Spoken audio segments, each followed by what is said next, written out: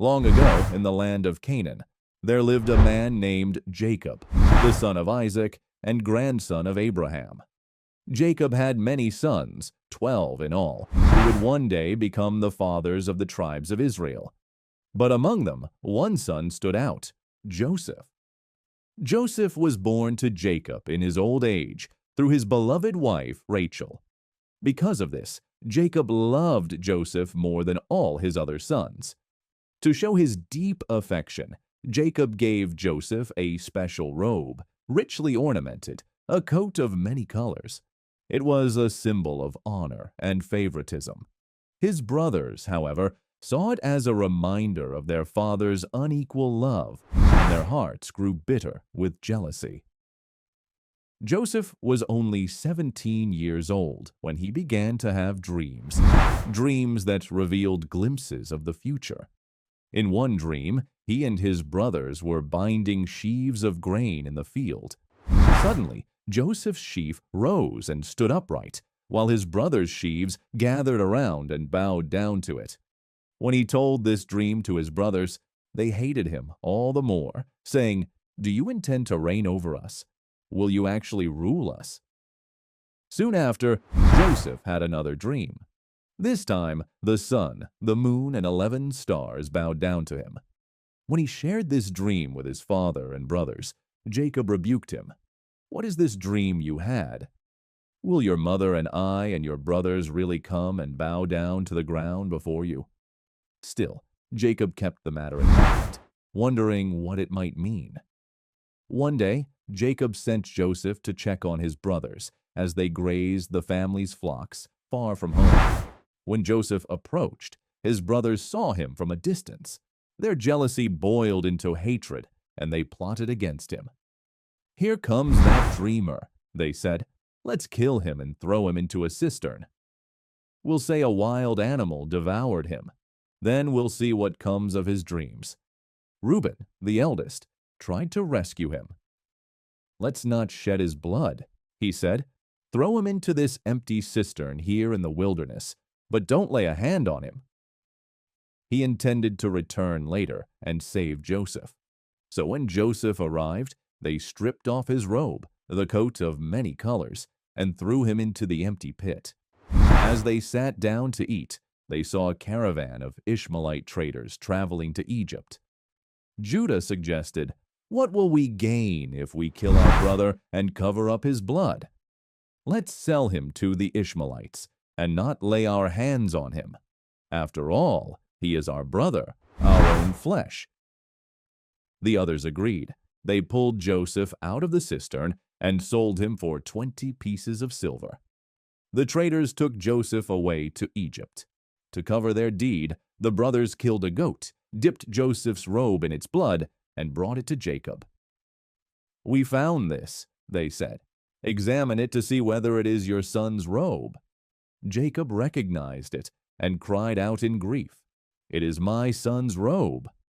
A wild animal has devoured him."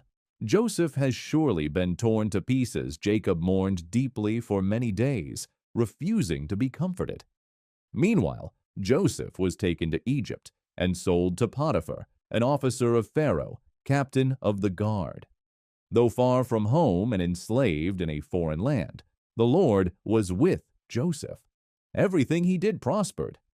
Potiphar saw this and put Joseph in charge of his household, but trouble soon followed. Potiphar's wife noticed Joseph, who was handsome and strong. Day after day she tempted him, "Come to bed with me." But Joseph refused, saying, "My master trusts me with everything in his house. How could I do such a wicked thing and sin against God?" One day she caught hold of his cloak, but Joseph fled, leaving the garment behind. Enraged, she falsely accused him, saying Joseph had tried to assault her. Potiphar burned with anger and had Joseph thrown into prison. Even there, the Lord was with him. Joseph found favor with the prison warden, who put him in charge of the other prisoners. In time, 2 officials of Pharaoh, the chief cupbearer and the chief baker, were imprisoned. Each had a troubling dream the same night. Joseph noticed their sadness and said, "Do not interpretations belong to God? Tell me your dreams." The cupbearer explained his dream of a vine with 3 branches, blossoming and producing grapes, which he pressed into Pharaoh's cup. Joseph said, "The 3 branches are 3 days. Within 3 days, Pharaoh will restore you to your position." Encouraged, the baker shared his dream of 3 baskets of bread on his head, with birds eating from them. Joseph told him, "The 3 baskets are 3 days. Within 3 days, Pharaoh will lift off your head and impale your body on a pole, and the birds will eat your flesh." 3 days later, it happened exactly as Joseph had said. The cupbearer was restored, and the baker was executed. Joseph had asked the cupbearer, "Remember me when it goes well with you, and mention me to Pharaoh." But the cupbearer forgot. 2 years passed. Then Pharaoh himself had dreams.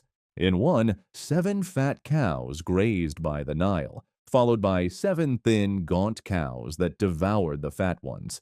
In another, 7 healthy heads of grain grew on a single stalk, followed by 7 thin, scorched heads that swallowed up the good ones.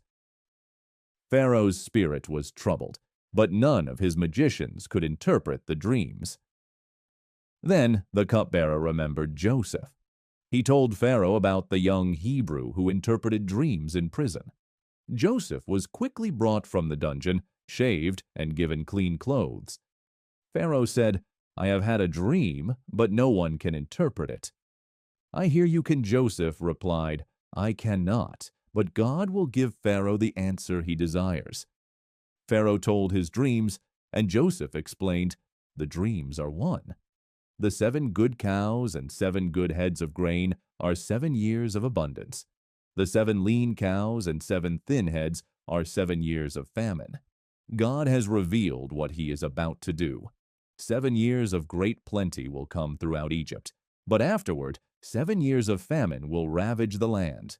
The abundance will not be remembered, because the famine will be severe." The matter is firmly decided by God. Joseph advised Pharaoh, "Let Pharaoh appoint a wise man to oversee the land. Let him gather 1/5 of the harvest during the 7 years of abundance and store it under Pharaoh's authority. This food will be a reserve for the 7 years of famine." Pharaoh and his officials were pleased. Pharaoh said, "Can we find anyone like this man, one in whom is the Spirit of God?" He placed Joseph over all Egypt, second only to Pharaoh himself, clothing him in fine linen and placing a gold chain around his neck. Joseph was 30 years old. During the 7 years of plenty, Joseph stored vast amounts of grain, like the sand of the sea. Then came the famine, just as Joseph had foretold. It spread not only in Egypt, but across all lands. People came from everywhere to buy grain from Joseph. In Canaan, Jacob's family also suffered. Hearing that grain was in Egypt, Jacob sent 10 of his sons, keeping Benjamin, the youngest, at home. When the brothers came before Joseph, they bowed down before him, fulfilling his dreams. Yet they did not recognize him, though he recognized them.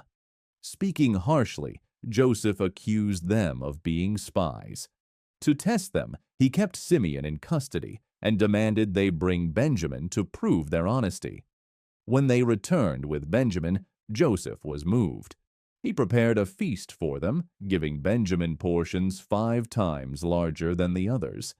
Still, he tested them further, placing his silver cup secretly in Benjamin's sack. When the cup was discovered, the brothers tore their clothes in despair. Judah pleaded with Joseph, offering himself as a slave in Benjamin's place, lest their father die from grief. At last, Joseph could not hold back. He sent everyone away except his brothers and wept aloud. "I am Joseph," he declared. "Is my father still alive?" His brothers were stunned, unable to speak. Joseph said, "Do not be distressed or angry with yourselves for selling me here, because it was to save lives that God sent me ahead of you. There are still 5 more years of famine, but God has made me Lord of Egypt to preserve a remnant on earth. He embraced them and wept upon their shoulders. Then he sent for Jacob and all their families. Pharaoh welcomed them, granting them the land of Goshen. When Jacob saw Joseph again, he said, "Now I am ready to die, since I have seen for myself that you are still alive." Jacob lived in Egypt for 17 years. Before his death, he blessed his sons, each according to their destiny. When he died, Joseph wept and had him buried in the land of Canaan. Years later, Joseph himself grew old. Before his death, he reassured his brothers, "You intended to harm me, but God intended it for good, to accomplish what is now being done, the saving of many lives." He asked that his bones be carried back to the promised land. And so Joseph's life ended in faith, having risen from betrayal and slavery to power and redemption, a testimony to God's providence. That is the forgotten story of Joseph, told directly from the Bible, flowing from Genesis 37 through Genesis 50. Don't forget to like, comment, and subscribe for more stories.